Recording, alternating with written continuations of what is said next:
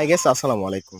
আজকে আপনাদের কাছে কিছু কথা শেয়ার করব। সেটা হলো ঘরে বসে না থেকে আমার মতো সবাই একটু সফলতার হাত দেখেন। তো আমি হঠাৎ করে মাথায় চিন্তা আসলো বাড়ির পাশে ৫% জমি ছিল ফাঁকা। তো কিছু গাছ রোপণ করার। তো তা থেকেই আমার শুরু। তো আমি চিন্তা করলাম বাসায় বসে না থেকে কিছু করে নিজে ইনকাম করা শুরু করি। তারপর থেকেই শুরু হলো।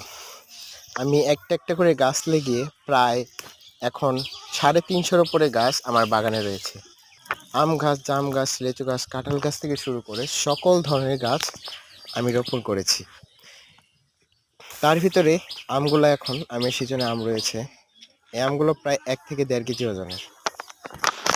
এখনকার সিজনে আম রয়েছে, জাম রয়েছে, কাঁঠাল রয়েছে, লিচু রয়েছে, তারপরে আরও অনেকই, যা ১২ মাসে যেই মৌসুমে আসুক না কেন সকল ধরনের ফসল আমার এই বাগানে পাওয়া যায়।